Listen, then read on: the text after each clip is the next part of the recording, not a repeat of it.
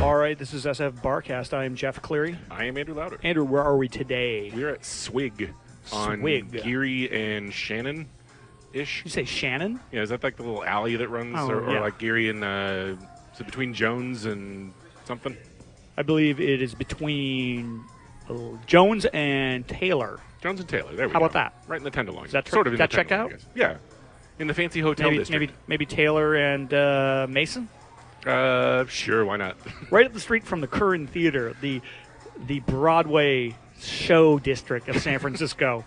Well, regular listeners should not be confused. We went to a place with comedian Matt Morales called the Chomp and Swig, but this is just Swig. This is just Swig. Right, and they don't serve food, so it makes sense. No chomp. No chomp. No chomp. What happened to people the come chomp? and going, hey, where's the chomp? Yeah, if you come here, don't go to the bartender and be like, hey, where's the chomp? Because she'll probably get really mad at you. So, yeah, this is in the Tenderloin. Like I said, like the Tenderloin, it's officially in the Tenderloin, or also maybe Union Square. Yeah. But it's like the Tenderloin is like one of the worst neighborhoods in San Francisco. Right. And it's right next to the show, like the theater district. Right. So it's like and like the shopping district. So you have like lots of opportunities for stuffy old people to run into, people shitting in their own shoes. It's one of those like worlds collide, right, like movies from the 80s where it's like, can you believe it? They're here to see A Christmas Carol. They brought the whole family, and this person is running around with shit on their hands. Wagginess ensues. How long has this place been here, Andrew? Well, that's funny because right before we started, like I was looking at their cocktail menu, and it says down at the bottom that Swig Bar was established in 2003. 2003. Which, I don't know. I mean, like, this place looks fairly new. It looks like it's been here for a while. I actually have... I mean, it doesn't look like it's been here for a while. I mean, honestly, like, look, when you're looking at this place here, one of the reasons why we came here is because they have a big fireplace and it's getting cold. It's nice. But looking around the place, aside from the fireplace, you can tell this is sort of a convention year bar, don't you think? Yeah, I mean, because it's in the hotel district. Yeah. But it's not like super like stuffy. I mean, like it's very woodsy, and it's got the fireplace and like a nice brick wall with expensive drinks on it. I mean, we're here in the afternoon, right? Yeah, well, late afternoon. And I had a roommate who used to DJ here. Oh, really? And it was a long time ago, but it was still Swig. Okay. And he said it was the home of the conventioneer Cougar. I see. And just let your mind go wild with that. Like, you can imagine, like, Is this one of those like things with, like the guy with the NBA championship trophy where he's just going to be like, wink, wink, like, yeah, like I let's just say, put in quotes, had a lot of anonymous sex with 45-year-olds. I mean, I don't know. That's just what my old roommate told me, so I haven't done any research into that. Okay. But I will say that I remember this bar. I am old enough to remember when this bar was called the Blue Lamp. Ah, okay. See, I would have, walking into this place, assumed that it was remodeled like 2 years ago. Oh, really? No. This has been here for a while. Okay. But yeah, when I came to the Blue Lamp once with somebody I was working with when I was working for Super Shuttle. Right. And like when you first start working with somebody and you're kind of like, oh, this guy wants to go out and have drinks. Like, yeah, I'll be a nice coworker and go have drinks with him. And then before you knew it, you're out with this strange person and you realize, oh no, this person's a fucking lunatic. Right. I came here and it was a dive bar back in the day. Now it's all polished up. But back in the day it was a dive bar. They were just sitting here like making conversation, and some dude at the end of the bar like spilled his drink and it went on this this coworker's arm, and he freaked out.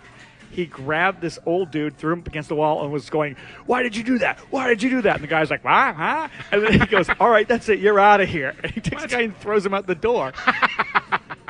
And then, like, suddenly I'm there, and I'm just like, "Oh, hey." Everyone's like, "Hey, control your friend." Right, exactly. Like, I was like, "Hey, what was that all about?" And he's like, "Oh, that guy poured his drink on me." And I was like, "Hey, Like, this poured his drink. In my mind, this is how I react to things. Instead of, like, saying, hey, you're a fucking lunatic, right? I go, hey, maybe it was just an accident. Right. You know, and you're just like, oh, no, that guy's trouble. He's been in here before. And I'm like, it was like some fucking cereal elbow moistener. Yeah, exactly. And then, of course, like, and the guy was like an old dude. I'm like, who throws like an old dude out the front of a like that's what like the bar wants. So like they want like random like tourists be walking down the street and see like some old dude get like thrown out the front door. So I don't know. I would always I would consider that a sign of a lively place. Yeah, if I had my choice of 2 bars walking down the street and an old man's getting thrown out of one. This isn't the show Deadwood, okay? I'm sorry. It's like this is like the theater district in San Francisco. If someone's not backing up, shaking their fist, going, "Dad, gum you, cookie, I'll fucking fix you." All right, I wanted to say something. I didn't even tell you about this, but I want you to get your real reaction. I saw something on BART. This is not that far from the Powell Street BART station. Right. I saw something on BART that, you know, like all we do is talk about how San Francisco's changed. Right. I saw something that makes me think, oh, SF, you still got it. You warms really. The cold, dead heart of. I was on the front car of a BART train, and some dude at Civic Center tried to get on and put his unicycle where the bikes are supposed to go.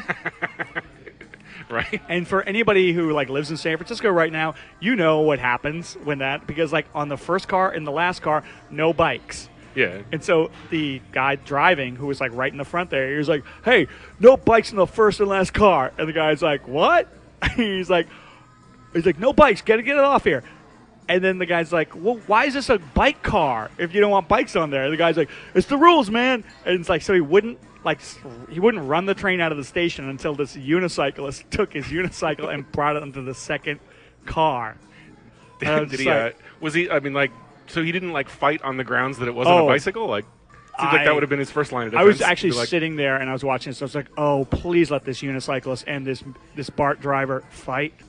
Like this would that might be my only chance at a Christmas miracle. Did he at least ride the unicycle from one car to the other? That would be awesome.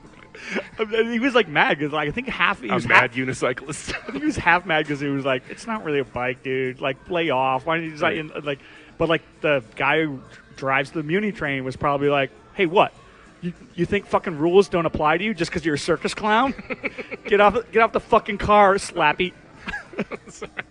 And I was like, yes, you know what? Every once in a while, San Francisco, you still got it. You're still getting it done. I would have preferred that he was beaten senseless, but I'll settle for. I mean, that would have been funny made too. To move. Well, it's like the first part of December. So, how was your Thanksgiving holiday? Well,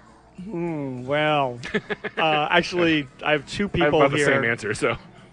I know now I'm going to tip my hand by giving the answer. I did not go home. The last 4 years I went home for Thanksgiving because for some fucking ridiculous reason I thought I liked Thanksgiving more than I like Christmas. I don't like either of them. Okay, right. Like for me it goes Halloween and then way down here is like fucking Arbor Flag Day, Day and Arbor Day. So I didn't go home for Thanksgiving. I stayed here, and the thing is like when friends find out that you're like don't have any plans for Thanksgiving, I kind of had plans that fell through.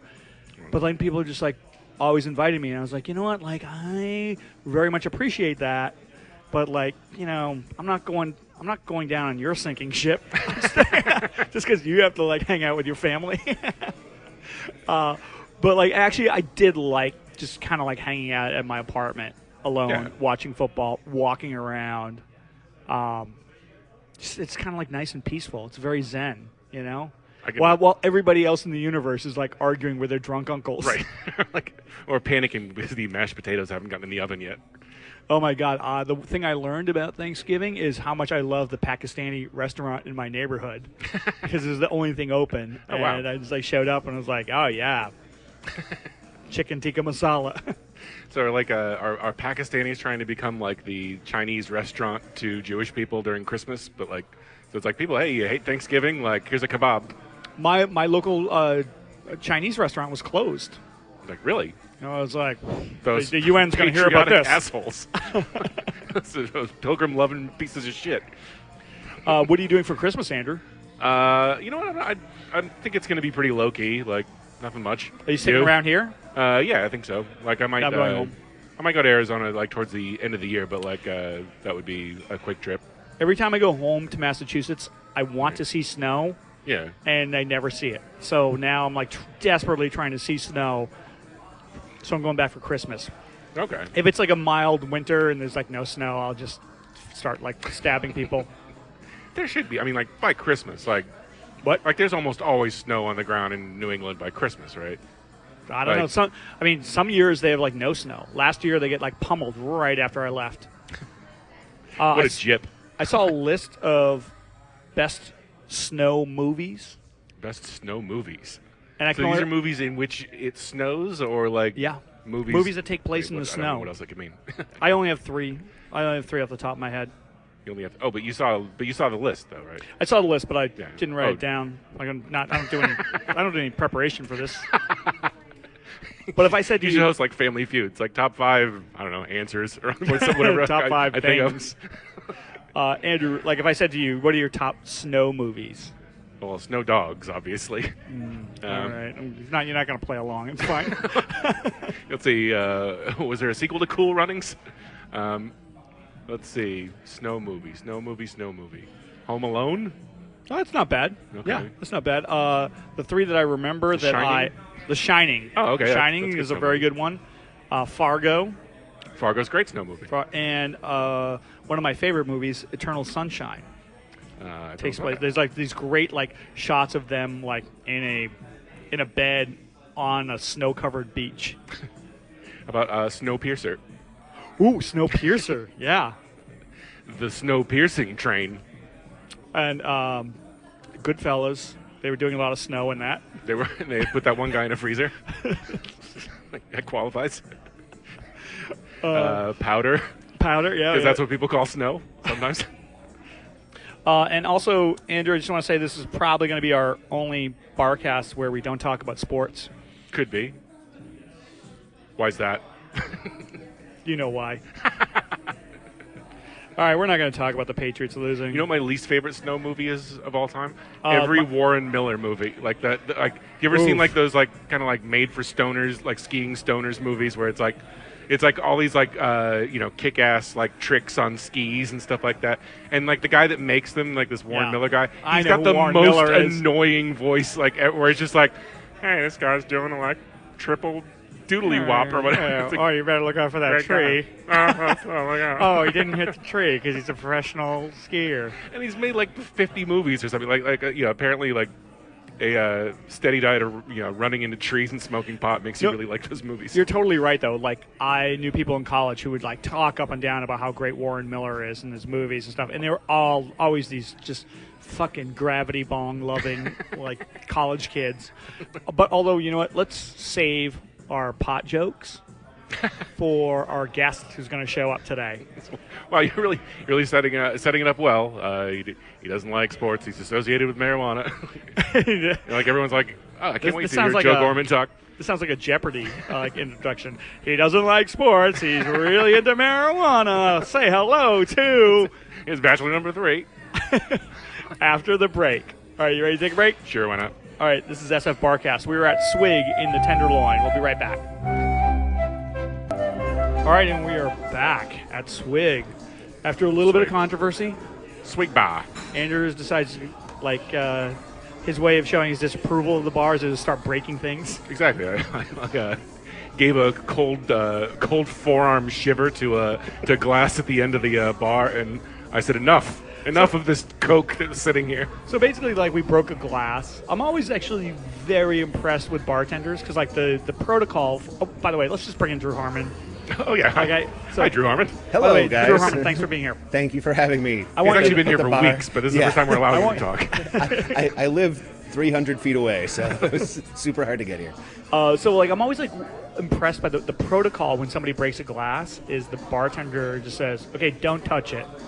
Right. Get away from it, it's radioactive. But it's that's the legal thing to do. Sure. If you start reaching down and you slip and cut your fucking right. wrist open. Certainly better than the bartender saying must your hand in there, drunkie. Pick up your mess. Exactly. If you're in a bar and you break something, the bartender never, unless you're in a really dive bar, the bartender never says, "Clean it up."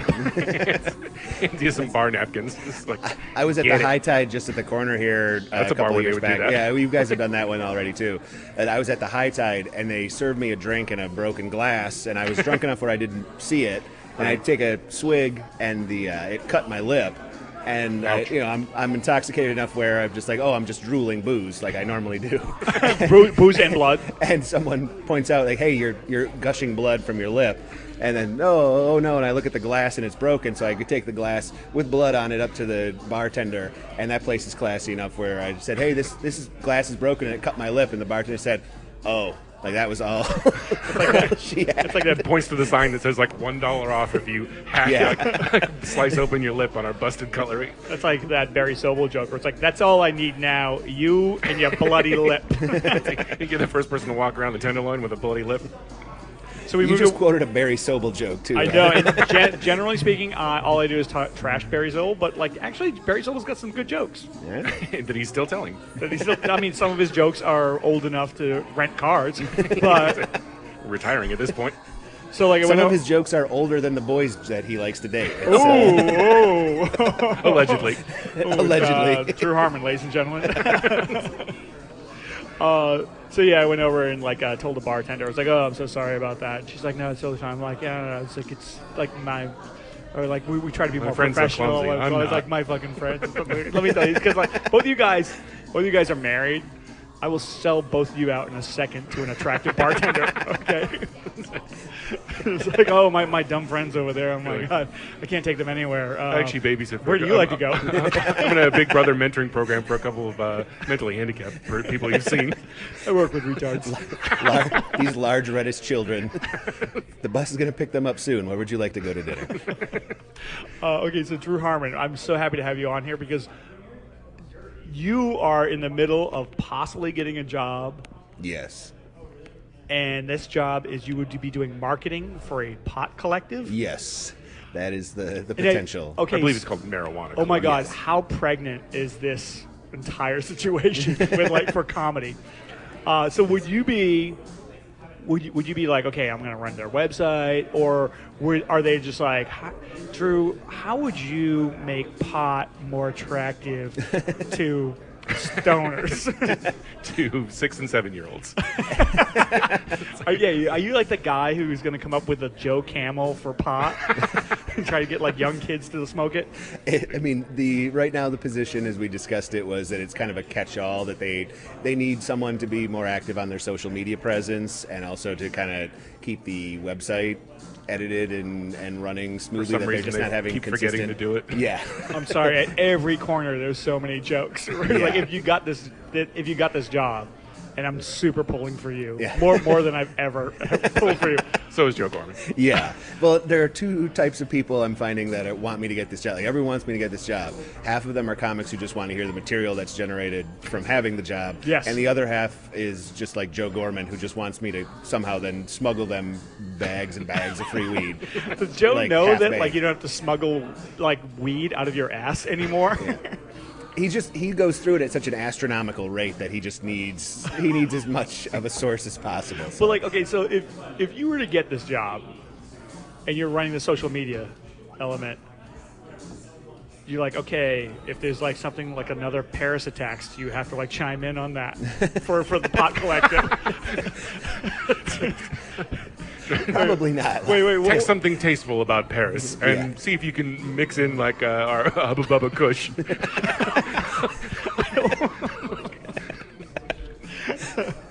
It's like this,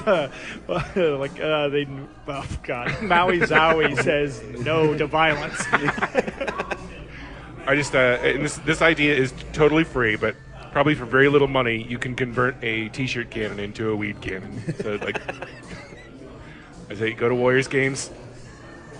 This is going to be the greatest thing. It's going to be great for you because you'll get paid. It's going to be the greatest thing for us. We're going to be checking in with you. I don't want you to say the name of the pot collective because maybe one of the 6 people who listen to this will. You don't want crazy fans come and bother you. To buy pot. Do pot collectives have names like wacky coffee shop and like dog Usually they're grooming pretty names. subdued. Yeah, Like, it's- usually they try to sort of like like Harborside or like Oakland Organics Collective, or like it's got some name where like do they sell like bougainvilleas or like big giant sticky weed?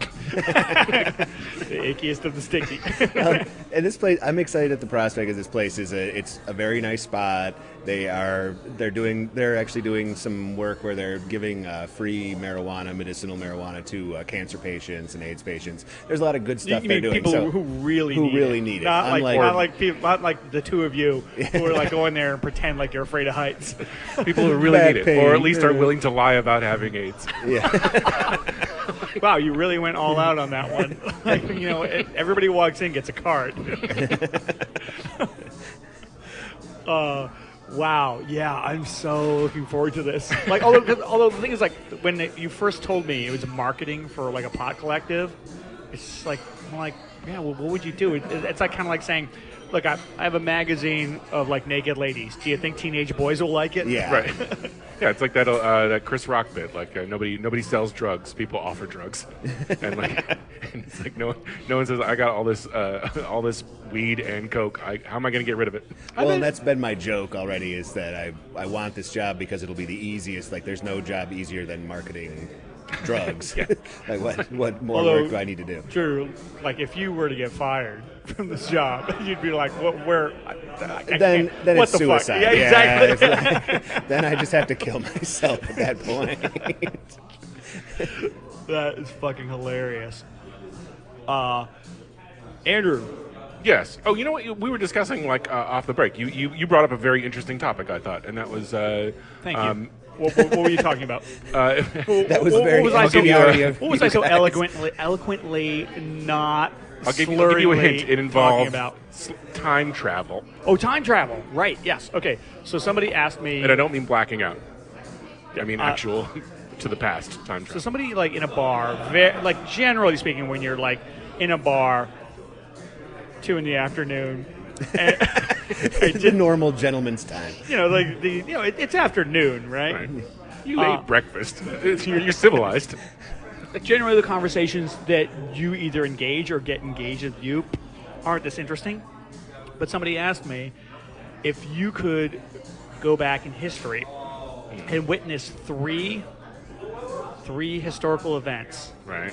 but you could not alter them. None of this none of this killing baby Hitler bullshit. Okay, it's like, because honestly, like if whatever, so if you could go back and witness 3 historical events, what would they be? All right. You just have to watch them. I've got at least 2. Like, do you want to go by turns, or do you want me to say all 3, or you're the host of this game show? Tell me how to play it. Sure. Okay. I'll tell you when you're wrong. That's right. Buzz in when you're ready. I think my first, it sounds weird at first, but the Kennedy assassination would. That's one. That would be one of mine. I mean, just because if you did a little bit of research and I sort of know kind of where to look, to see if there are second shots coming, and I might be able to shed some light on it if I could was just in see Dealey it. Plaza on that day, I would just run up to the 6th floor in the book depository and just realize that there's nobody there, and then just walk back down and laugh. You go to the 6th floor depository, shake hands with Hitler, who's there shooting him for some reason. Drew, I don't know what about history very you? well. Was there something like? I would want to go back and see the crucifixion. So, Ooh, that's a good one. Yeah. I didn't even think about that. You don't want one. to see him come back, though. No, I want to. Well, Yeah. I What wanna about? Drew's like, can I stay for the weekend? see if it happens, and if it doesn't happen, then then we know that I can Go just back in room time and you find out. out that Jesus actually never existed. Yeah. Like, oh, this is a waste of a wish. Actually, I was saying that about the Kennedy assassination. If I would go back and watch that, I would want to watch the entire weekend because, I talked to my parents about it, and they were saying that, being, a kid, in their 20s then, when you saw basically the president's head come apart. Yeah. And then you saw the guy who supposedly shot him get murdered on national television. Right. You're just like, what the fuck this is a coup. Yeah, yeah. Well, who knows what's next? Yeah. Next, they're gonna shoot Walter Cronkite. So my first one is like I of course would go back and witness my own birth because it was so awesome.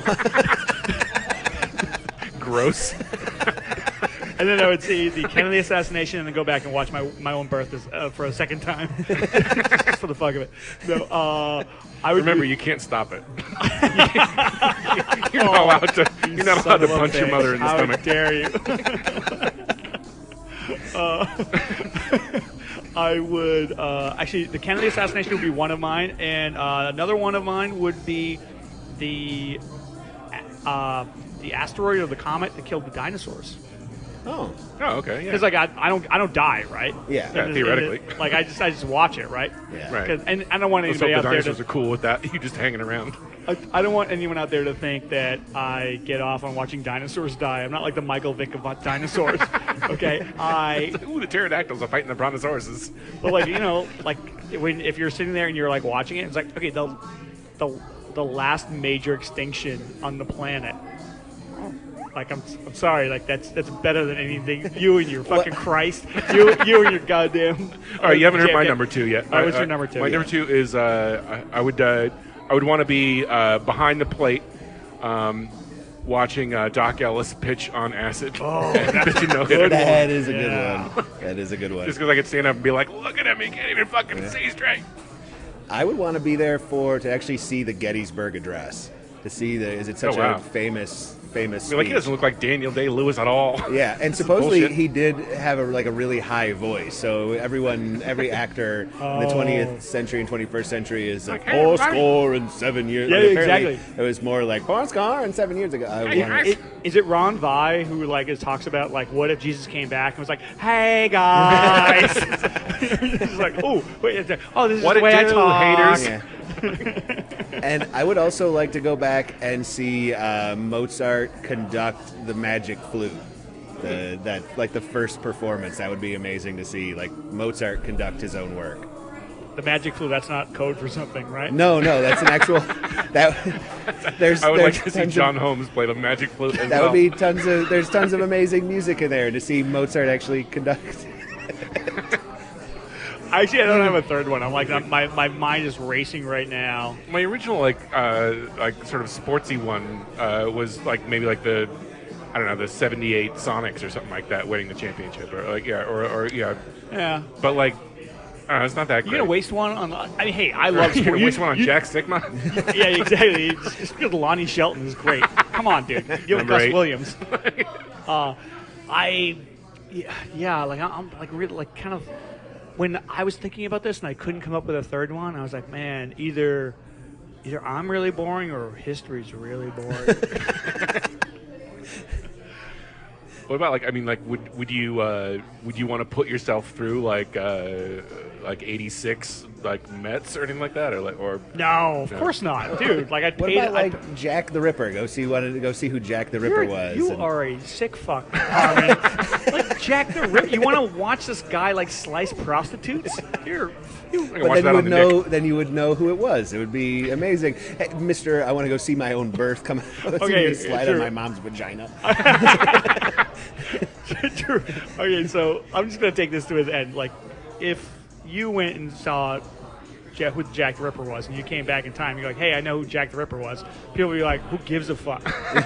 The Star Wars movie comes out in like 2 weeks. Oh, great. Did everyone have syphilis like I read? Sounds fascinating. Yeah, man. Like, I really... Oof. Or you could go figure out who the Zodiac Killer was. You know what would be... That's not a bad one. Or like, Son of Sam or like...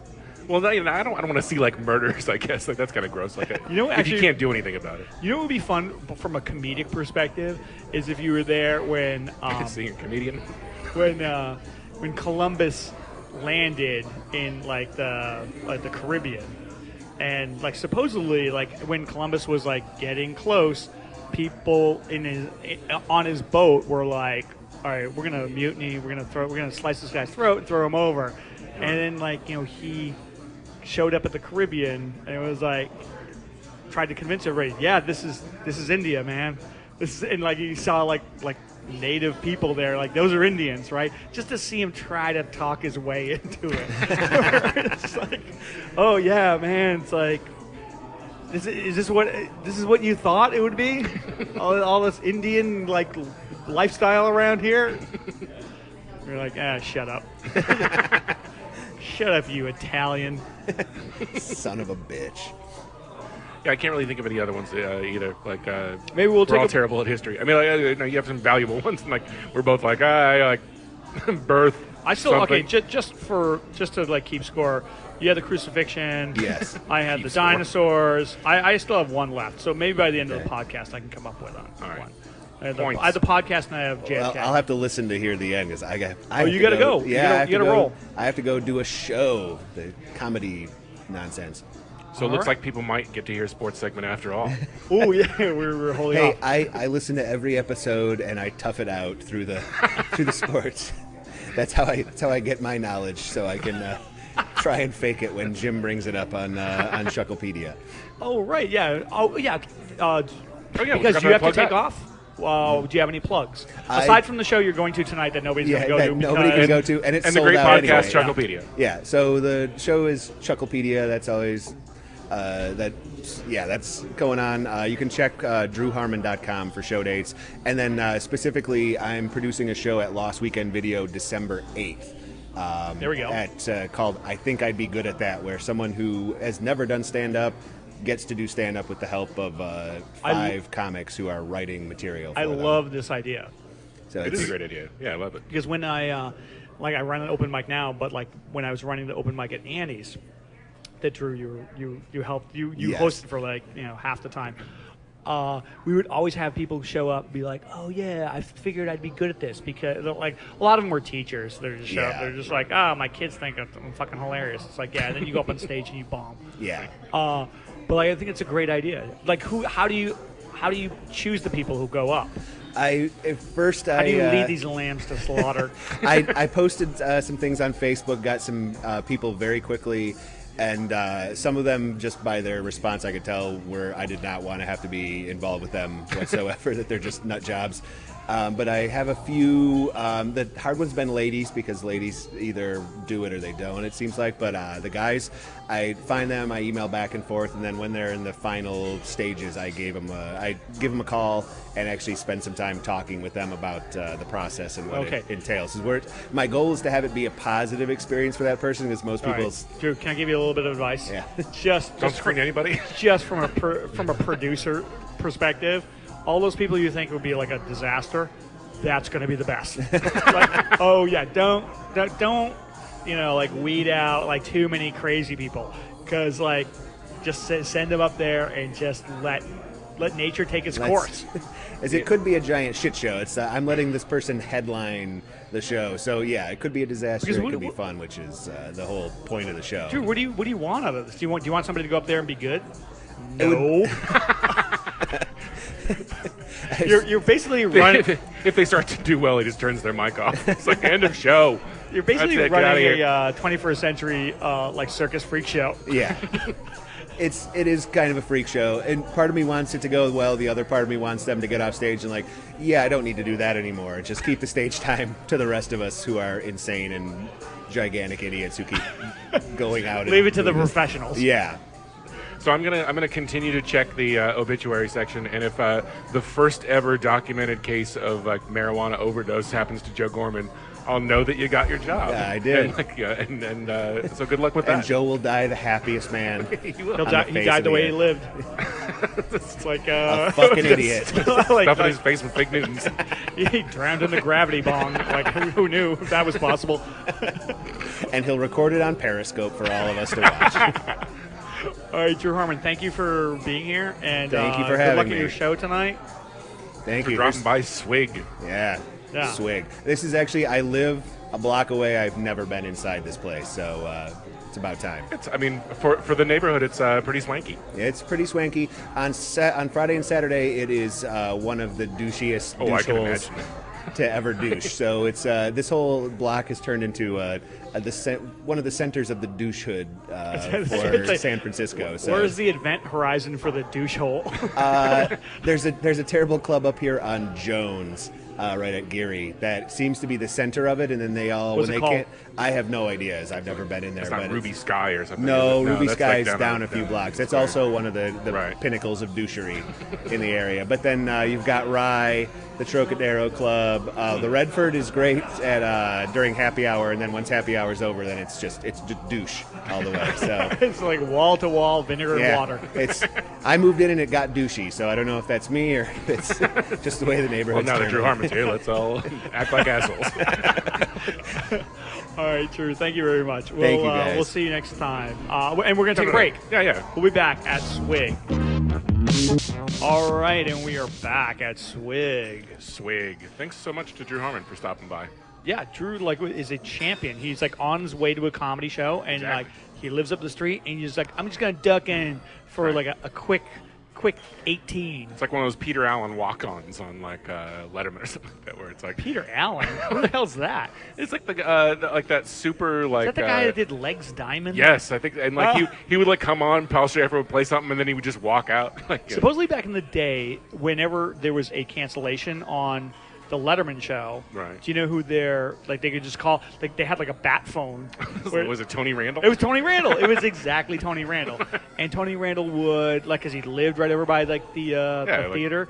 He would just, and He'll he come was, show up, tell some Jack Klugman stories. I think he was, like, the last person I ever saw to like, jock an ascot. Could be, yeah. Either maybe for fashion or maybe because he had throat cancer. I don't know. Could be. Did they? I mean, like was he sort of a well-known like ladies' man, or like was that like a cover? No, he was a ladies' man. Okay. I believe, because I believe he was kind of like a Charlie Chaplin, where he had a kid like when he was like 68 or something like that. Oh yeah. Oh, I remember that. Yeah.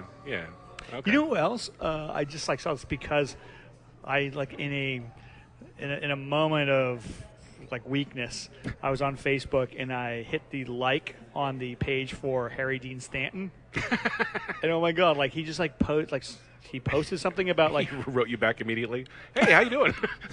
Are we friends now? he posted something about like the loves of his life, Oh my god. and man, like that guy, he's never been married, never had kids, Really? Wow. and he It's like 90-something years old now. Isn't like he was old. it? Yeah. And he was dating like Debbie Harry. He was Oh, saying wow. that like the big love of his life that he lost was Rebecca De Mornay, Really? and she left him because she was doing risky business, Oh my god. and so she started dating Tom like- Cruise. She And must then have been right like 21 years old then. Like, I think she was 19, he was oh my- 56. Oh my god. The love of his life. Yeah, my hero. But and then like after that, like I believe she started dating Leonard Cohen. So Rebecca De Mornay. Oh my god. She's got something for geriatric guys. The daughter of what's that guy's name? Not Paul George. Paul George is a basketball player. Who's the crazy idiot like that would do like sort of like right wing television like in Southern California like with the white hair? I think his name's Wally George. I have no idea who you're talking All right, about. anyway. Okay, so you mistakenly said Paul George, who plays Yes. basketball, Exactly. which is a perfect awkward segue into what I was going to say. Okay, so one of my trivia questions for tomorrow night's trivia night Oh yeah. is going to be what At the right spot, correct? at the right spot, which it'll be over by the time this goes up. That's fine. But you know what? You can go every month. What Hall of Fame basketball player recently announced his retirement through a poem? Was it Kobe Bean Bryant? That is Kobe Bryant. So And- wait, is this effective immediately or at the end of the season? At the end of the season. Oh, okay. So he's not just walking away like he should probably. Like, Yeah, like if absolutely. they actually wanted to like make the team better, like he would kinda- just quit. And, It's and weird. I leave. think like Kobe is decided to do it. That like let's face facts. He has just been god awful this year. Oh yeah, he's Like terrible. he just can't. So suddenly he just can't shoot. Yeah. And also part and of he's that, like cranking it up like 41 times a game. he goes like 4 for 22. Unfortunately, his mindset does not allow for the fact that he can't shoot. So he's just like, well, I'll just shoot my way out of this by like taking 80 shots a game. Although if you're Kobe Bryant, you're looking around at the rest of that team, you're just like, fuck it, I'm shooting. I mean, like Julius Randle's good. Yeah. D'Angelo Russell is not a second overall pick. Probably not. So Nick Young's a fucking joke. So here's a good argument that they were having on the Dan Patrick show, which I'm going to steal from them. Okay, good. And let me say this: everybody knows that I'm from outside of Boston, Right. and of course I'm a Celtics fan. But I have much respect for the Lakers because even though when I was a kid and it was Magic and Bird Right. playing each other, and I fucking hated the Lakers. When all that dust had settled. Yeah. You realize that wait a minute, we were in a club of two. Back in the 80s, there was just it's us, we're the Lakers. Right. Who's gonna win it? Well, and you talk about consistency over and able to sort of reload and keep going, the transition they made from 70s to 80s to it's amazing 2000s and everything like that. The only time I think in that whole period I remember them missing the playoffs even was the Randy Fund Nick Van Exel Lakers of 94 or whatever. And wasn't Shaq on that team? No, not yet. That was Kobe's Kobe's rookie Eddie year Jones, or something like that. Yeah. Elton Campbell days. Right. But so they were saying Kobe Bryant, he's a classic Laker. And this speaks to how great an organization the Lakers have been down all through the years. Yeah. Would Kobe Bryant make it into your top 4 or 5 Lakers of all time? Wow. Yeah, I think he would have to. I think Okay, he would make it in top 5 for sure. Let's talk it out. Okay. Right. First, I'm sorry, I have to go with Kareem. Yeah. First. He's the all-time leading scorer. He's the all-time leading scorer in the NBA. By a wide margin. Can you count players that briefly played for the Lakers, or does it have to be almost full career? Because Will Chamberlain played for the Lakers. No, but Wilt Chamberlain, he had his best years. Yeah, I mean, Kareem played for the Milwaukee Bucks. Well, that's true. Yeah, for a couple of years. But Wilt Chamberlain. I would go. I would go Kareem, Magic, Okay. then Wilt, Right. and then now you have this sort of argument. Do you go Shaq? Do you go Kobe? Do you go fucking Jerry West? Yeah. There's. Do you go Byron Scott? No. I'm just kidding. Do you go AC Green, the 40-year-old virgin? Rambus? Do you go? The Sedell 3? Do you go Sasha Vujacic? But and also if you really want to go back further, and although he wasn't an LA Laker, there was George Mikan. Oh yeah, who was on that list of widely regarded as one of the top. Did you say 5 or 6? Did you say widely regarded? You don't say what, but that's true too. But he was on the list of top 50 NBA players of all time. Right. I would. Pretty amazing. I think I would definitely put Kobe 4 or 5 though. You would put Kobe over. You put Kobe over Shaq. I think I would. Really? I mean, just okay. Let me ask you. Okay. As someone who consistently took over and ran a team for as long as he did. I mean, Shaq. Shaq was really dominant for a period of about maybe 12 or 13 years. Okay, let me just put it to you this way. Okay, Kobe and Shaq. Kobe's won 5 championships. Right. 3 with Shaq, 2 without. Yeah. If Shaq wasn't on that team, how many championships would Kobe have had without Shaq? Yeah, but you could say Robert Horry, you probably wouldn't have as many without him too, or something. I know. Yeah. When you're taking away a fifth of the team, and it's a really good part. It's inevitable. It's gonna be worse. But and also, how about this? This will be our Kobe Bryant little segment. Right. But a lot of people were wondering, a lot of people disliked Kobe, and right. if you set aside all that Colorado controversy. Yeah. I understand if somebody doesn't like him because he was accused of rape in Colorado. But like not even that. Like people who are like diehard Laker fans, they dislike Kobe. Yeah. And I think it's because he was such a hard ass on Shaq that he basically ran Shaq out of town. Right. And like who knew if those two guys could have got along? Yeah. Who knows what they could have done? Well, and I mean, who knows like what it's like to actually be around Shaquille O'Neal or whatever like that. But like Shaquille O'Neal comes across as like this like super likable guy, and so like for the head of your team to be like, yeah, fuck this guy, he's got to go. Like there's probably gonna be a lot of people like, no, like you know what, like this guy's fun. you're kind of an asshole. By the way, I didn't mean to sort of like diminish the whole like accusation of like him in Colorado. Maybe sound like it was like if you said say the incident we just didn't want to go into details. Right. Yeah, I try to keep it like just in the sports perspective. Right. Okay. So this like is the, like I'm not belittling anything because those are serious charges. Sure. Well, they dismissed, weren't they, or was it settled out of court or something? Let's not get into this. Let's not relitigate. Jesus Christ. Anything else happening in the world of sports? Well, okay. So do you know who won the? Or one of my other questions was, what is the name of the Canadian Super Bowl that just happened? Oh, I know this. It's the Grey Cup, isn't it? Yes, you are correct, but I have no idea who won. Was it like Winnipeg Blue Bombers or the fucking Red Deer fucking Minutemen? Exactly. Is it like the Thunder Bay Moose or some shit like that? Medicine Hat fucking beards.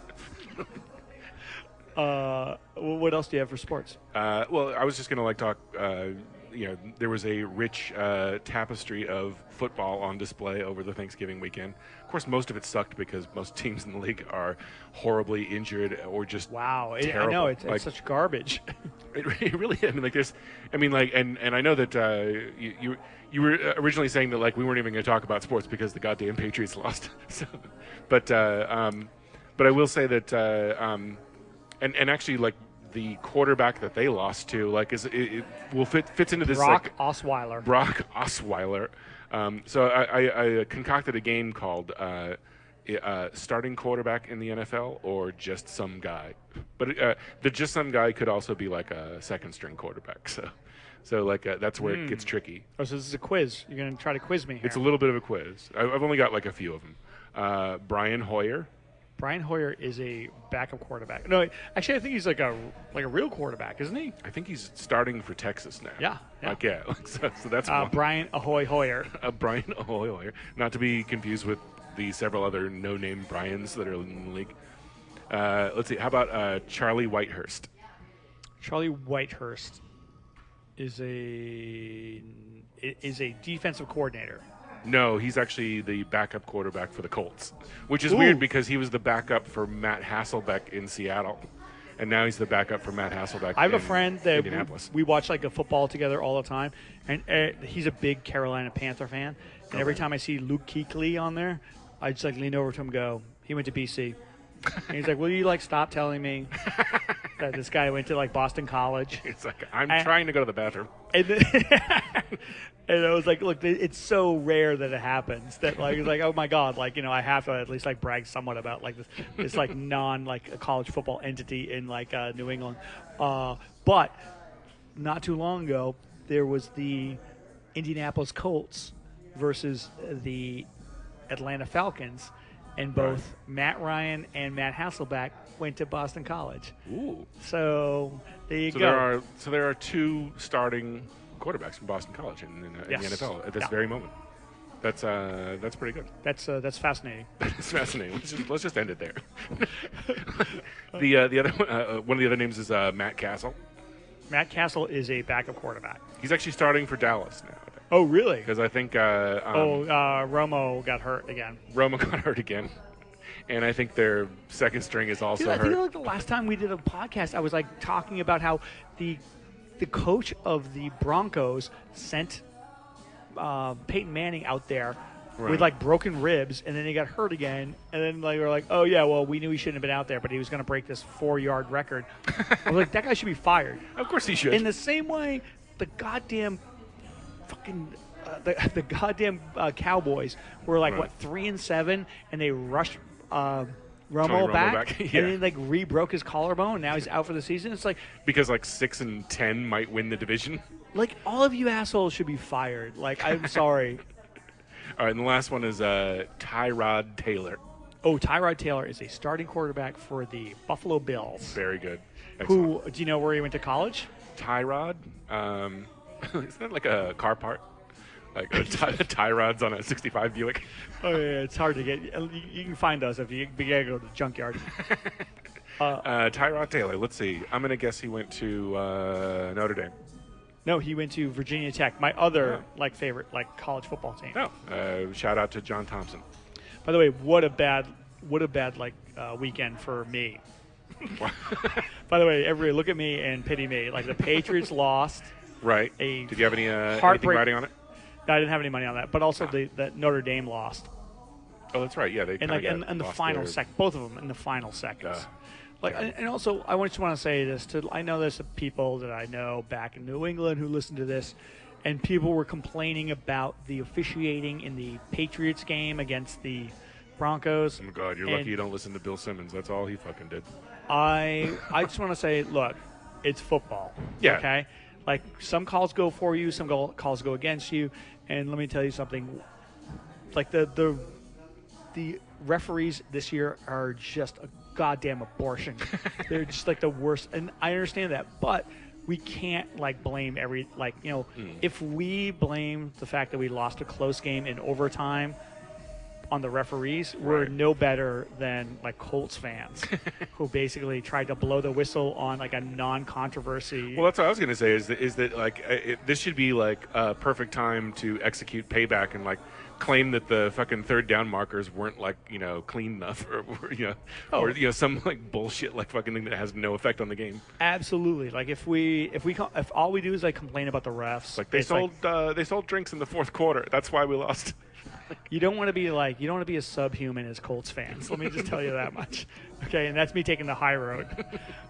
But I know you would think that losing Andrew Luck for the season would destroy their chances, but I guess Matt Hasselbeck is also not finding his 50-year-old self as a backup quarterback.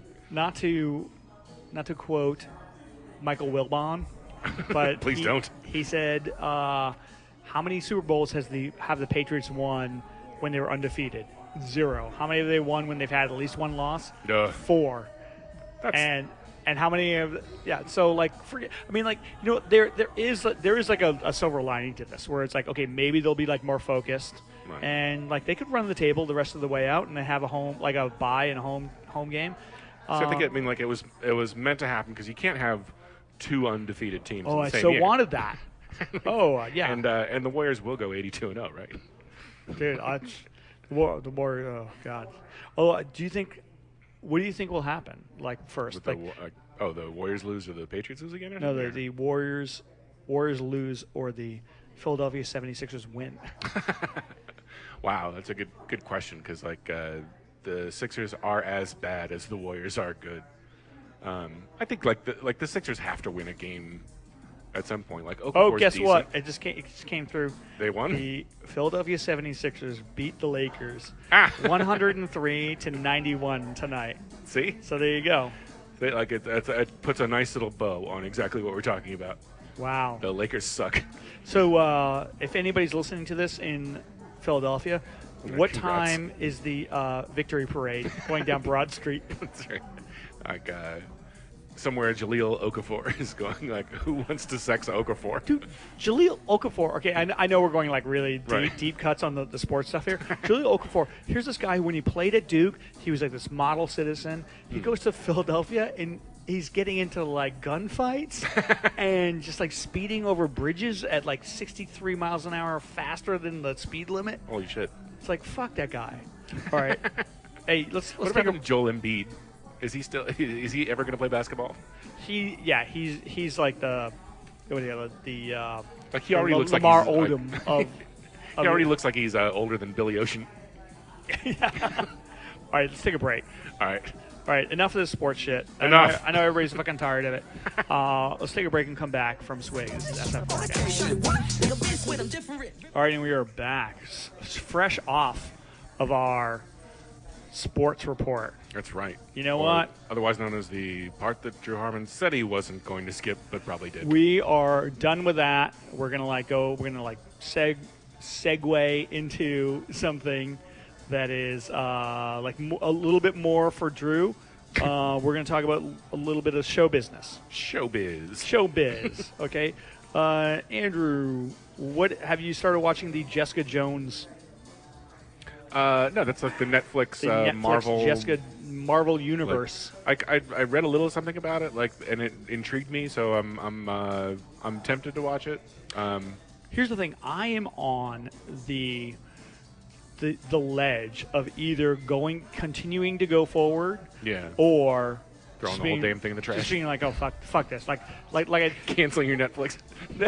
Well, I wouldn't go that far, but like I had the exact same reaction with Daredevil. Everybody told me how great Daredevil was, and I watched like 3 episodes, and I was like, actually, this sucks. Yeah, I made it like about I think 4 or 5 in, and like for one thing, it like took way too long for Vincent D'Onofrio to show up, and like he was like 3 episodes in, and I'm like, oh, there he is. Andrew, you are stepping on my fucking punchline. I swear to God. Like, I honestly feel like not so much because I didn't like stick around for the Daredevil one. Yeah. But like with the Jessica Jones thing. Yeah.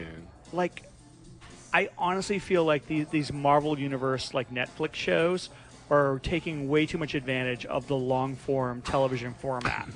It's like written by a robot at this point, where it's like, don't show anything until episode 4. No, well, here's the thing. I'm like 3.5 episodes into Jessica Jones. Yeah. And I see like these articles about people talking about how great like the bad guy in it is like one of the greatest bad guys like ever on television. And I'm just like, you know what? I'm 3.5 episodes in. They're hour-long episodes. Right, she's still talking to a gardener. I haven't fucking seen this dude at all. Like, I'm sorry. Like she's just been waiting for the cable guy for 3 episodes. If you went to a movie and you're 3 hours into it and you still hadn't seen the bad guy, you'd be like, fuck this movie. I'm leaving. But like, but I think like it's a different game. Like, if you're gonna do the long-format television thing, you have to every time you roll the credits, you have to make people go, "Oh my God, what's going to happen next?" Right? Yeah. And like the early like Jessica Jones stuff, I'm just like, like what's like, what's going to happen next? I don't really know. I don't really care. Yeah. But like people tell me, if you stick with it, it's really good towards the end. Right. But I'm just like, are you like? We're talking. How many episodes are there? Like 11, 12? Yeah. 12, like half a day of watching like TV.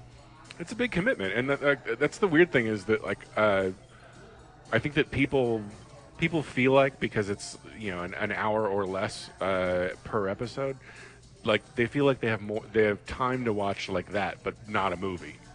Or something like that. And it's know, and it's like it's weird. That's isn't like 13 hours long. Like it's right, like exactly. Like you could watch like Showa or something at the same time. Like, it's like, and also to anybody who's listening who doesn't know about Showa, watch it. It's the best TV series ever. It's hilarious. And the bad guy doesn't show up until really late.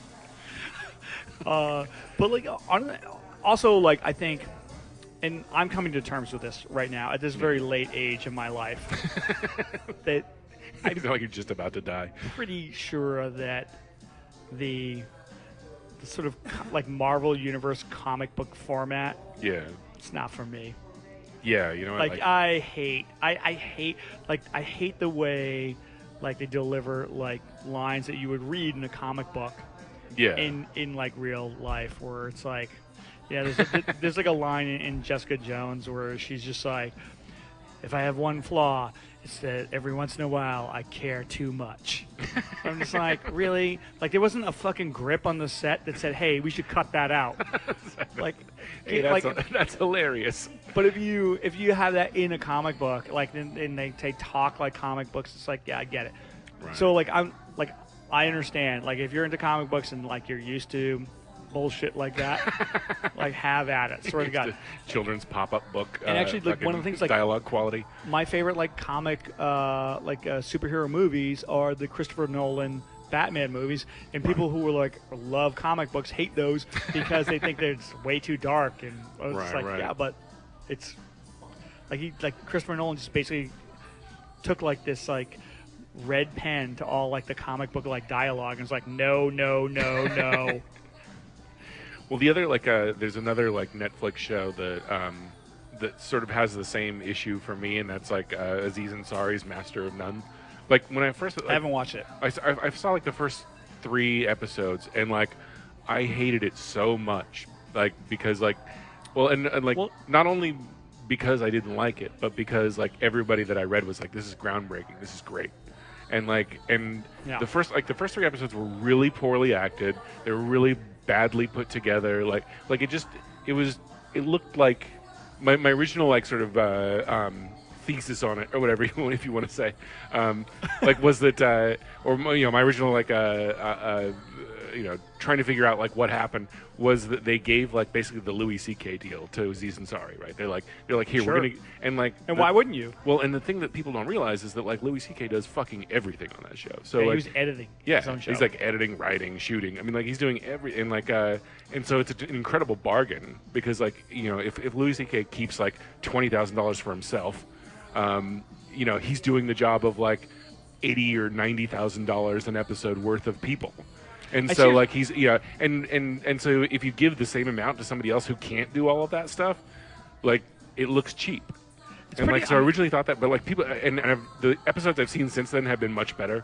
Yeah. But like, and so I'm willing to like give it more of a shot. But like, well, here's the other thing that I'll say, and also I'll say this to myself as well because I'm not even 4 episodes into Jessica Jones. Right. Is that I know when you're getting into something, you are kind of like, oh, it takes a while for like you to sort of like, warm up to certain like the constructs of the characters. Right. Like I remember telling people about The Wire.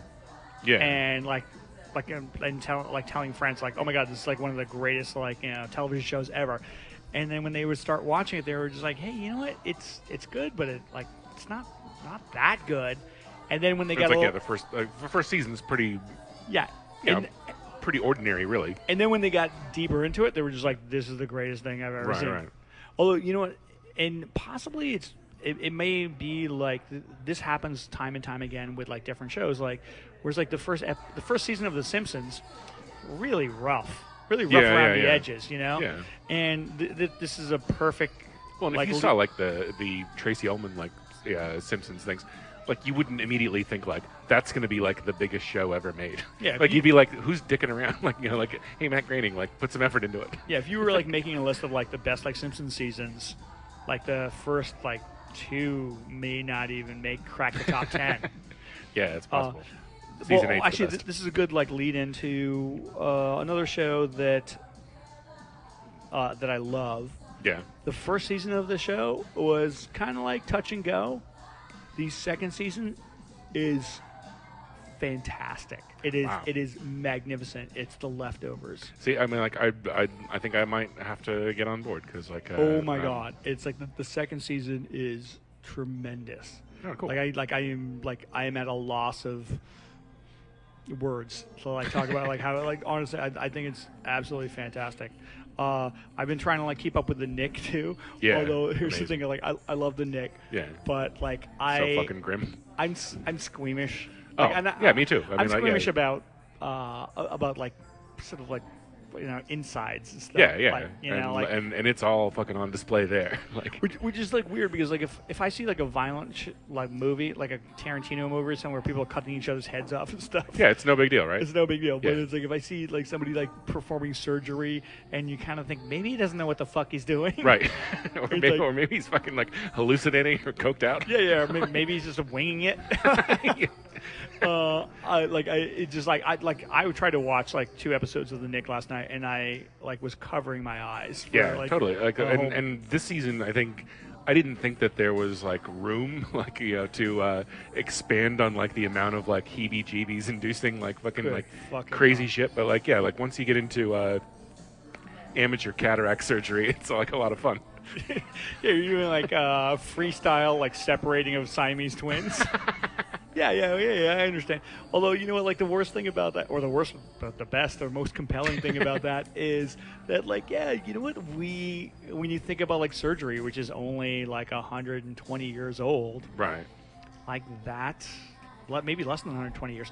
Like there were those like growing pains where like people had to like, you know, fuck. It was like trial and error. Right. They were just like, well, that didn't work. Fuck it. Yeah, you know, a bunch of doctors hanging out in the ceiling looking over it going, well, I guess that was a mistake. Whoops. It's going to take a long time to clean that up.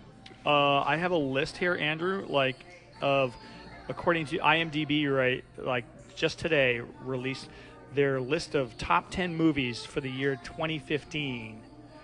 IMDb did. IMDb. Okay. That, now, is this like by... These are by people? By the people? By IMDb votes. Oh, boy. Okay, so actually some of them Talk to the audience. This is always death. Some of them were awful, and some of them were great. Okay, number 10 by IMDb, but I don't know, like listener, not listeners, but like voters.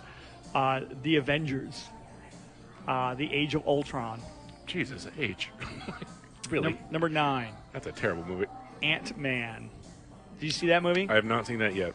I haven't seen that movie, and it looks like a waste of time for me. Yeah. Probably for a lot of the reasons why I talked about it's earlier. Probably, I mean, like, I would imagine that I'll probably watch it in the background at some point. Like, I don't think I can give it my full attention. Can you tie your shoes for that long? Yeah, I don't know.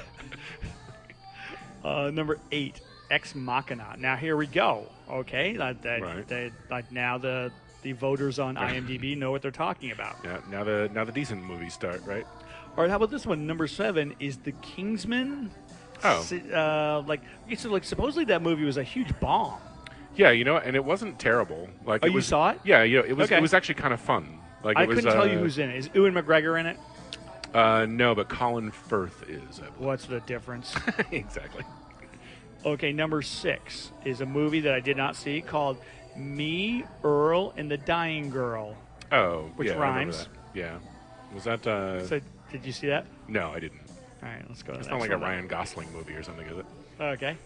Number 5 is a little movie that I like to call Sicario. Oh, you enjoyed that very much. I think it's an amazing movie. I think it's the best movie I saw all last year. I wouldn't doubt it. So good for them. Number 4, a movie called Straight Outta Compton. Andrew, have you seen Straight Outta Compton? I heard great things, and I look forward to seeing it on video. I am so video. disappointed in you, because when I first met you at NYU, you were telling me how much you loved NWA. and I was like, if they ever make a movie out of it, I'm going to be first in line to see it. I'm going to be there. Number 3, getting down to like the top 3 movies for IMDb, like readers. I have no confidence in their top 3, but go ahead. The Martian. Okay, did you see that? I saw that. Yeah, it was actually really good. Right. Like the humor in it's a little hokey. Is it true that it's a sequel to that Matthew McConaughey Interstellar movie? Let's go see The Martian. The Martian.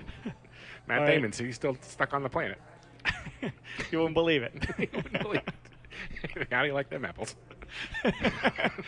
I would like apples very much because I'm stuck on a planet and I can't grow anything. How do you like them dehydrated apples? Number 2 is a movie called Mad Max Fury Road. Did you see that? I did. I think, you know, I haven't seen Sepulveda or whatever the fuck that movie's called. Sepulveda. They have very similar drug problems, Sepulveda and Sicario. Sangoro.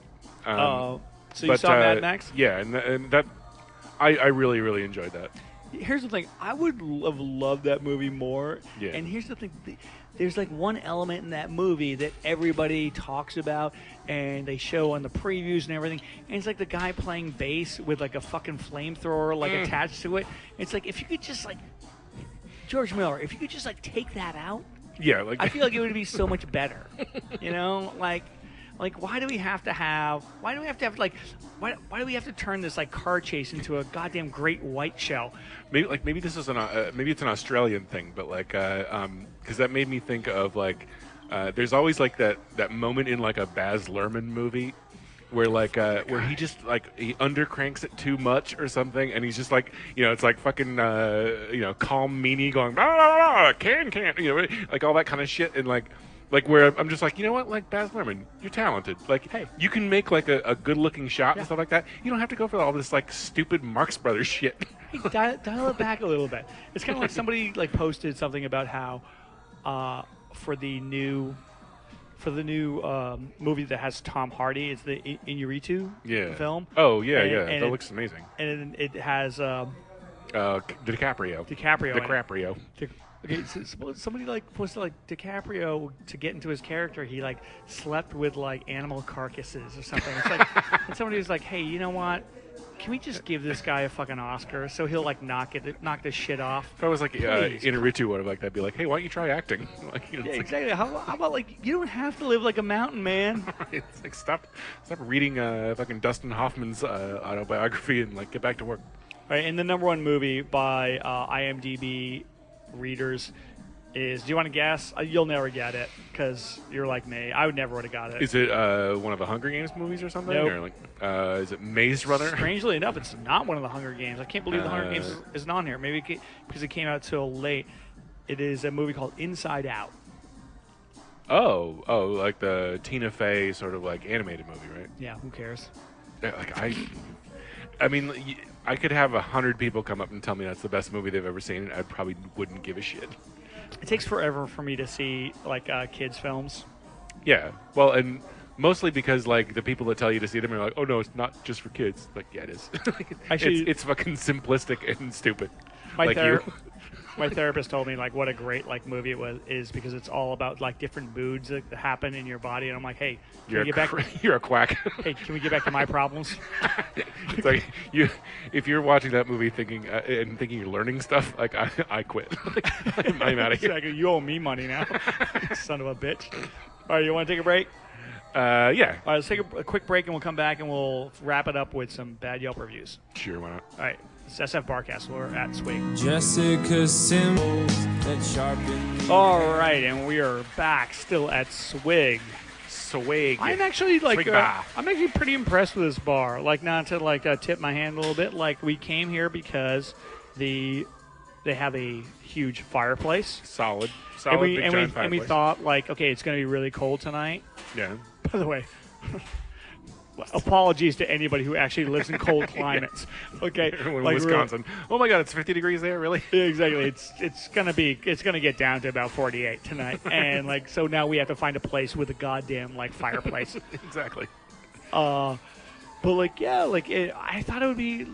Well, it's a Tuesday night.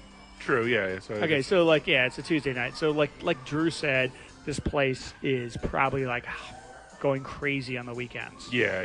Well, and like I think that tonight they, at least according to their website, like 9:30 or something is when like the swing DJ starts, which sounds like the worst thing imaginable. So we got to get out before Yeah, that.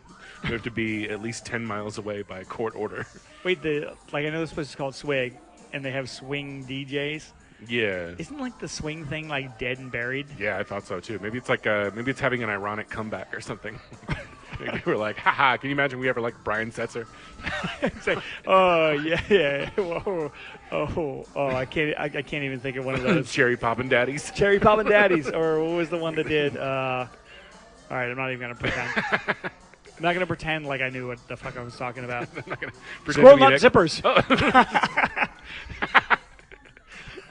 That should have happened at like 3 o'clock this morning. Yeah, like I'm lying in bed. I'm like, oh, it's squirrel nut zippers.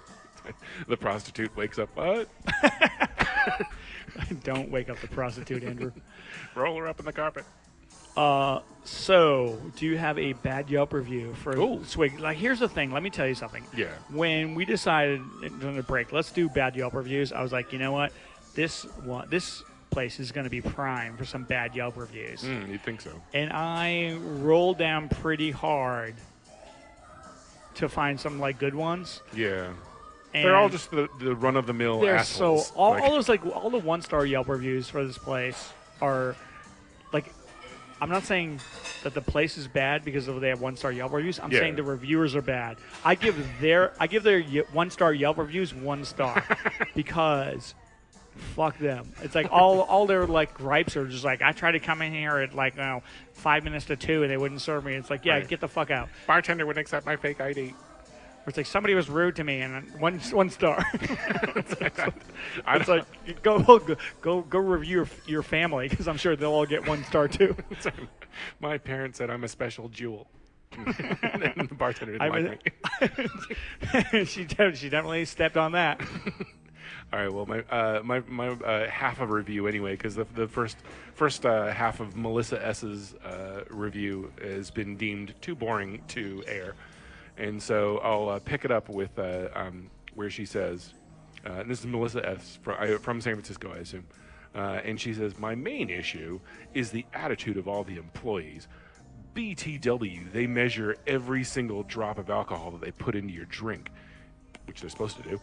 You could have sworn they were famous from how they were acting. I don't know what that means. So you know, famous people, how they like to measure alcohol.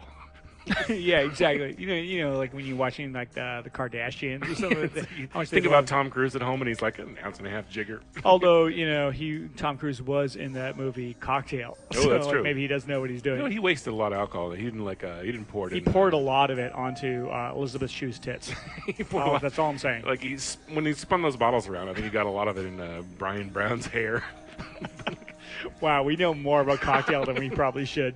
I actually saw some. If anybody doesn't know about the movie Cocktail, consult your local library.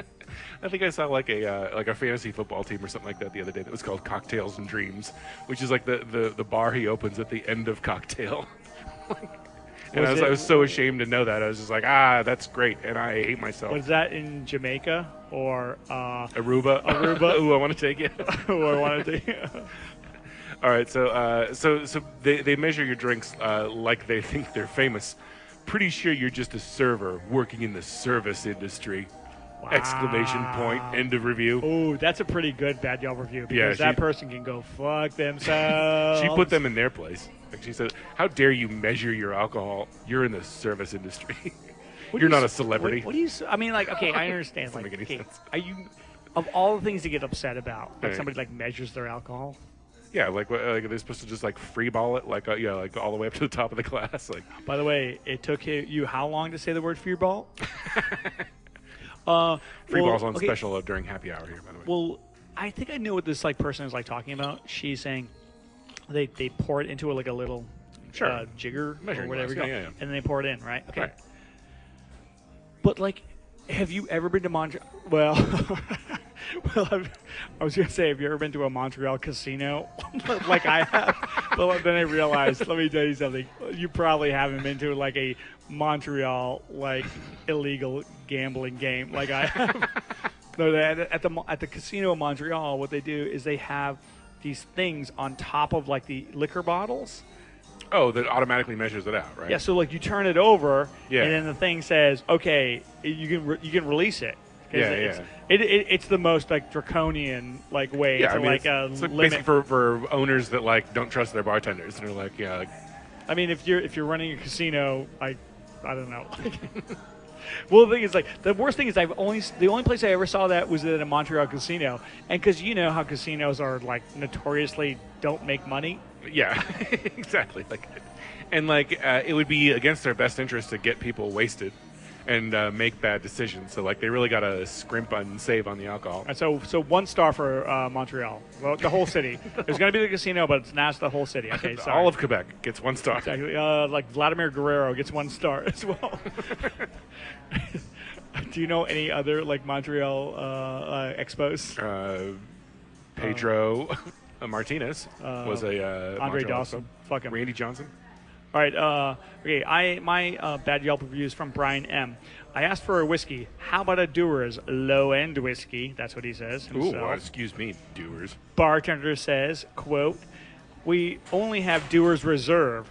My thought is that it couldn't be that much more than the regular Dewar's, right?" Well, what leads you to believe that, idiot? You know how famously alcohol companies will say like extra reserve special and then like not really raise the price at all. I mean, even though I'm like only halfway through this review, like what I do know is that Brian M. loves his Dewar's, whether it's reserve or regular, but doesn't think it should be expensive. He loves his Dewar's, but he loves his cheap Dewar's. Like, don't give me that fucking like first class Dewar's. Like, come on. Do you have any extra special Cuddy Sark? Okay, and then it goes on. Bartender pours the shot and rings me up at $50. First off, this can't be correct. And then he says, "Hey, how about a warning next time, bartender? Worst bartender ever." This is all in caps. Right. Worst bartender ever. Do not go here unless you want to get ripped off. Never again. Okay. It's kind of on you to ask how much something is before you order it. If it's accurate, I find this hard to believe. Yeah. Like, if it's accurate that, like, somebody says, we don't have Dewar's, we have Dewar's Reserve, and then they gave him a shot and said $50. Yeah. Then he's either they were, like, ripping him off. Right. Or he's just like such a... Which at this point I'm like, yeah, good for them. Yeah, exactly. Or he's such a dumbass mark. Yeah. Like, yeah, he's probably like throwing money around or whatever, and they're like, yeah, $50, you give me that. Like, it probably wasn't even the bartender. Like, the bartender was like off to the bathroom or something like that. Some guy's like, all I've got is like, and he's like peeing in a bottle. Like, Dewar's Reserve. Because, like, I find it hard to believe that, like, any bartender, even if it's like Dewar's Reserve, Right. it's like, this Before is they pour it, they're going to be like, yeah, you know what, it's $50, right? Yeah, exactly. And, like, they probably did, and he was probably like, yeah, I don't care, I'm a big shot. Like, yeah, exactly. He's like, and they were like $50, and he's like, I'm trying to impress these prostitutes.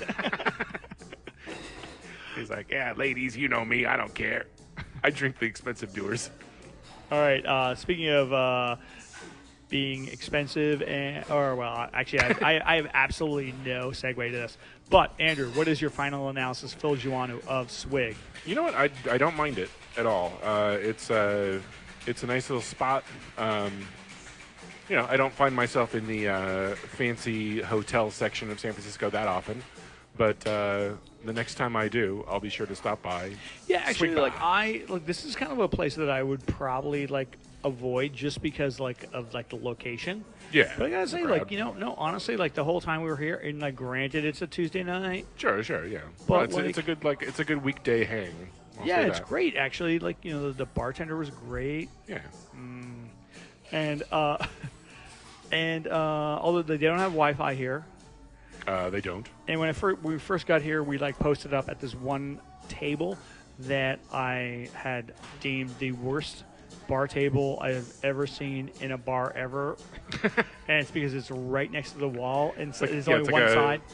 Almost like a half of a skinny table against a wall. But let me tell you something. I figured out why that is the case. Is because the DJ booth is right back there. Oh. So they need to have the room for dancing. Oh, I see. So okay, I am harsh, but I am fair. It is not the worst table I've ever seen. There's definitely not a lot of room for dancing per se or whatever.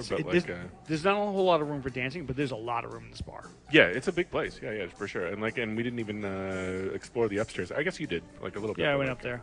Yeah. There's a place called the Penthouse, which I think you can rent out. And is it but it's not like a bar within a bar or anything like that. It's just a. It's just one of those it's leather, what do you velvet rope. Velvet rope, and then you can go back to this place that is just like every other place in the bar. All right. Do you have any plugs? Yeah, a couple actually. I and this is funny that it comes up on the Swig episode because I think that during the Chomp and Swig episode we mentioned Genesis quite a bit with Matt Morales, and I wound up watching a documentary called Some of the Parts. That is all about Genesis, and I was actually fascinated. I know a little bit about sort of Invisible Touch era Genesis, but not that much. And so it was interesting to see Peter Gabriel and Oh, it's Peter Gabriel. Back in the early Genesis days, when it was Peter Gabriel and So they didn't explain Sue Studio. I don't believe they did. I think they're saving that for the sequel. but I do one of the best things that I read since I saw it is that apparently Steve Hackett, who's Steve Hackett was in GTR. Oh, he was okay. Yeah, it was Steve Hackett was in GTR with Steve Howe from Yes. Wow. Okay. Well, Steve mean, Hackett was really I pissed don't at this. know. He's really pissed at this movie because they didn't cover him enough when they're talking about Genesis. It's like, oh really? So like, you're pissed that they covered Phil Collins and Peter Gabriel and like Mike Rutherford like before you. Like, who wasn't in Mike or the Mechanics? Yeah, get over it, Hackett. That's like if I made a movie about the Eagles and like Don Felder is like, well, where's my fucking part? It's like your part was like carrying the fucking instruments. That's right. We did show you in the movie. You were way in the background in one scene. But like, okay, so yeah, that was, but it was decent. I recommend it. And let's see, for music, I'm gonna recommend a band called Beach Baby out of London. That's like it's good. It's sort of like almost like shoegaze meets like surf rock. It sounds great, actually. Yeah, like I like it a lot. And my anti-plug for the week goes to the country. Wait, let me guess. Oh, ISIS. No, they're all right. Is actually Japan for continuing to hunt and kill whales in the Antarctic. They started that shit again. Like, fuck those. Because they're fuck jerks. those people. Which takes a lot of balls. It takes a lot of balls. Like, why? What? Whatever. That's a can of worms that I don't want to open. But I will. We'll talk about whaling on another episode. I have actually no plugs except this will be probably the first episode where I start to plug and then plug every subsequent episode of, I believe it's January 23rd. Oh, what's going on then? It is the SF Barkast Sketchfest episode that's going to happen at Piano Fight on 4 p.m. I believe it's a Saturday. Yeah, 4 p.m. Saturday. Last weekend is Sketchfest. There's other shows going on, but you don't want to see the Bob's Burgers tribute or anything Here's like that. the thing. I just want to let you know, I know a lot of you people are on the fence. Should I go to this? Should I not? Exactly. It's a free fucking show. Exactly. Okay. And what do you want? Let me tell you, we're gonna get like a special surprise guest. Yeah, you'll see. Yeah, you're in love, and we're not gonna let you know who it is. It is not. I will say that it is not Manoj Shyamalan. It's not gonna be Manoj Shyamalan, and which is probably points in our favor, which will probably bring out a bigger crowd. Not Manoj. I'm not gonna say who the guest is until Drew Harmon shows up. No, but we're trying to get a special guest for you guys. So it'll be our first live show ever. Yeah. So come on out and you like fucking car crashes, right? Come on out. And it's in you don't have to go to some awkward theater or something like that. It's in the bar itself, so you can have a cocktail and enjoy yourself. Afternoon, yeah. It's get a good day drunk on, and then stagger off to another show and make a scene. Then we're all going to have a party at my place. Because you know what comedians love is drunk people who speak up. Yeah, exactly. And if anybody go to drewharmon.com, find out where he's going to perform. He loves doing crowd work. Oh yeah. So make sure and speak up often and a lot. Try to step on his punchlines if you can.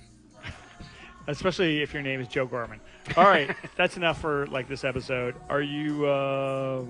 Is that it, Andrew? Yeah. Well, good luck to Mr. Harmon for we'll see if he becomes the marijuana kingpin of fingers San crossed. Francisco. I want to thank Swig for letting us hang out here, and we'll see you next time. This is SF Barkast. I'm Jeff Cleary. I'm Andrew Lauder. We'll see you next time.